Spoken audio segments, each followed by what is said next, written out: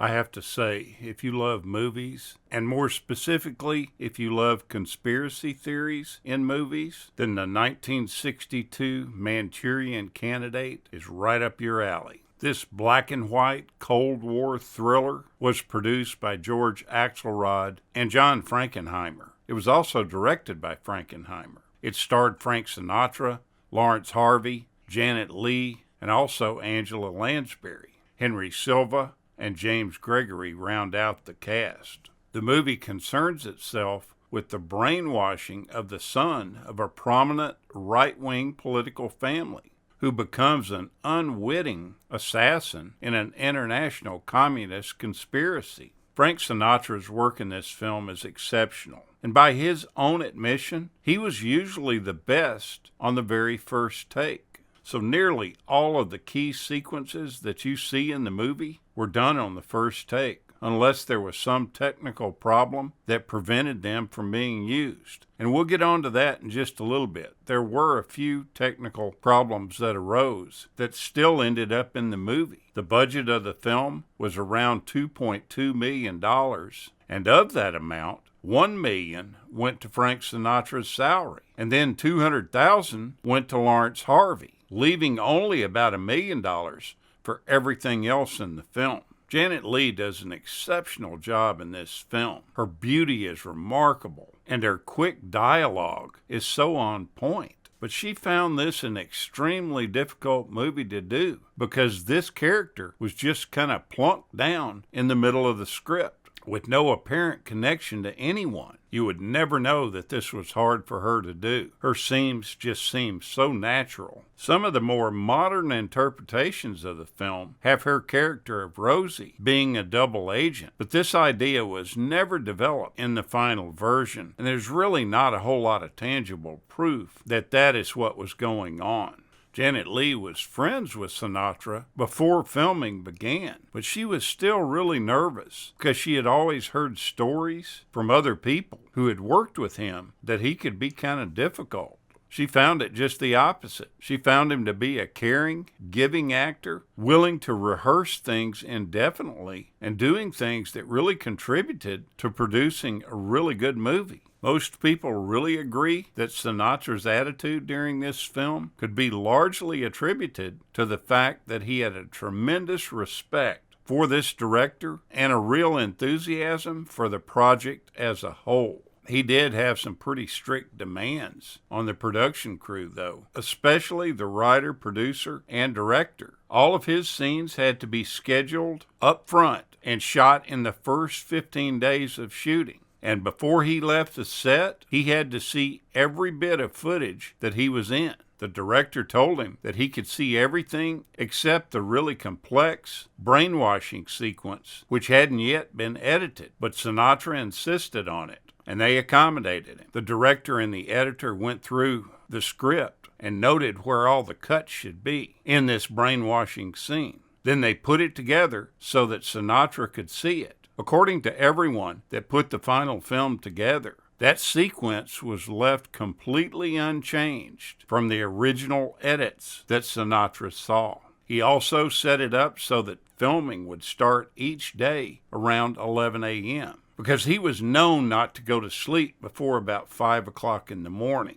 Normally, most movies start production in the pre-dawn hours. Not the case with this one. A movie like this that's dark, political, and satiric is always a hard sell under the best of circumstances. And it was truly an uphill battle for this movie. It didn't help that it was released on October 24th of 1962, right in the middle of the Cuban Missile Crisis, during which America and the USSR came very close to nuclear war. Now, there are some really noticeable things that will pop out at you as you watch the film. I remember the first time I saw this movie, I noticed some extremely blurry shots of Frank Sinatra in the film. Initially, I thought that this was probably something they did as an artistic choice, but that wasn't what happened.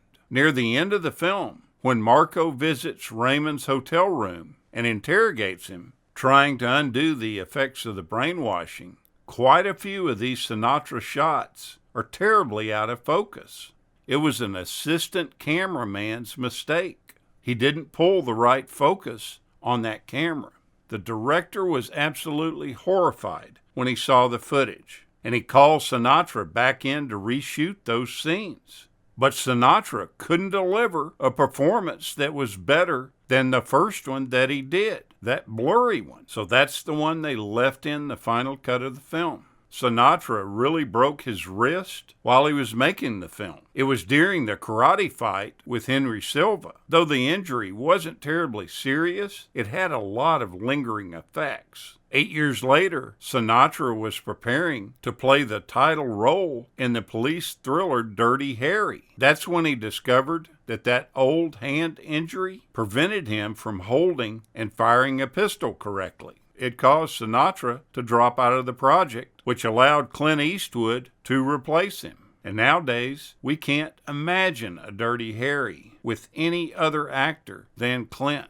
Now, you'll see a cameo pop into the film of Frank Sinatra's private plane in one of the earlier scenes where the senator, played by James Gregory, and his wife and stepson Raymond are arguing while flying to a campaign event. These interiors for that scene were shot on Sinatra's real plane. The scene where Lawrence Harvey jumps into the Central Park Lake was shot on February 12th. And this happened to be the coldest day in 30 years. They even had to break the ice that was on top of the lake with a bulldozer before the scene could be shot. The assassination sequence was filmed first over a period of 4 days in an empty Madison Square Garden in New York City. This was the old Madison Square Garden that was at the corner of 8th Avenue and 49th Street. Lawrence Harvey walks between the vast rows of vacant seats,